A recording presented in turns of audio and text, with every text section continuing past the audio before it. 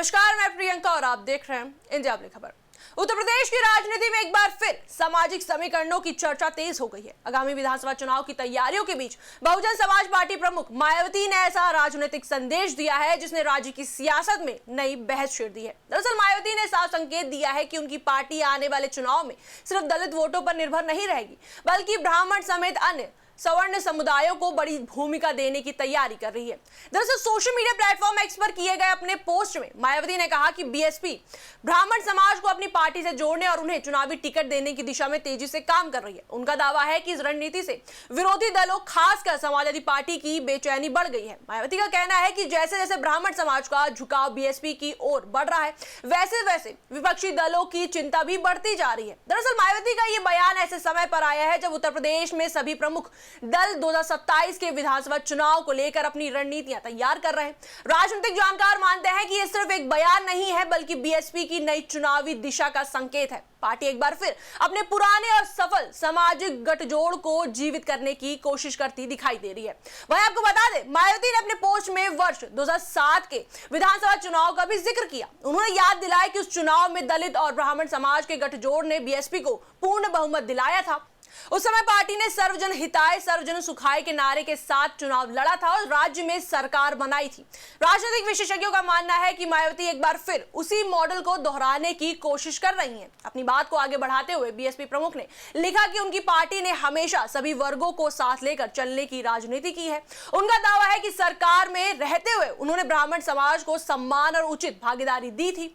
मायावती का कहना है कि उत्तर प्रदेश में ब्राह्मण समाज के हितों की सबसे अच्छी सुरक्षा बीएसपी ही कर सकती है। अपने बयान में उन्होंने आरोप लगाते हुए कहा कि अन्य राजनीतिक दलों की सरकारों में ब्राह्मण समाज खुद को उपेक्षित महसूस कर रहा है। हालांकि उन्होंने किसी दल का नाम सीधे तौर पर तो नहीं लिया, लेकिन उनका इशारा भाजपा और समाजवादी पार्टी दोनों की ओर माना जा रहा है। इसी के साथ उन्होंने यह भी दावा किया कि बीएसपी की बढ़ती गतिविधियों और सवर्ण समाज के समर्थन की संभावनाओं से सबसे ज्यादा चिंता समाजवादी पार्टी में दिखाई दे रही है। अब राजनीतिक गलियारों में यह सवाल उठ रहा है कि आखिर मायावती की इस रणनीति का असर किस पार्टी पर ज्यादा पड़ सकता है। एक तरफ भाजपा लंबे समय से ब्राह्मण और अन्य सवर्ण वोटों पर मजबूत पकड़ बनाए हुए है, तो वहीं दूसरी तरफ समाजवादी पार्टी भी पिछले कुछ वर्षों से अपने पारंपरिक वोट बैंक के साथ सवर्ण समुदायों को जोड़ने की कोशिश कर रही है। ऐसे में अगर बीएसपी इन वर्गों को अपने साथ जोड़ने में सफल होती है तो दोनों दलों के लिए चुनौती बढ़ सकती है। वहीं मायावती ने आगे यह भी स्पष्ट किया कि उनकी पार्टी सिर्फ ब्राह्मण समाज तक सीमित नहीं रहने वाली है।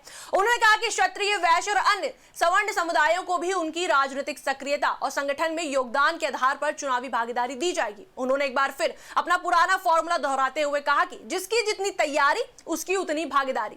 इस बयान को बीएसपी की संगठनात्मक मजबूती की कोशिश के रूप में देखा जा रहा है। पिछले कुछ चुनावों में पार्टी का प्रदर्शन उम्मीद के मुताबिक नहीं रहा है। ऐसे में पार्टी नेतृत्व नए सामाजिक समीकरणों के जरिए अपने पुराने जनाधार को मजबूत करने और नए वोटरों को जोड़ने की रणनीति पर काम करता दिखाई दे रहा है। वहीं इस पर राजनीतिक विशेषज्ञों का मानना है कि फिलहाल ये कहना जल्दबाजी होगी कि मायावती की ये रणनीति कितनी सफल होगी, लेकिन इतना जरूर है कि उन्होंने एक बार फिर राज्य की राजनीति में सामाजिक इंजीनियरिंग की चर्चा को केंद्र में ला दिया है। उत्तर प्रदेश की राजनीति में जातीय समीकरण हमेशा से महत्वपूर्ण भूमिका निभाते रहे और इसी वजह से बीएसपी का ये कदम आने वाले समय में कई राजनीतिक दलों की रणनीति को प्रभावित कर सकता है।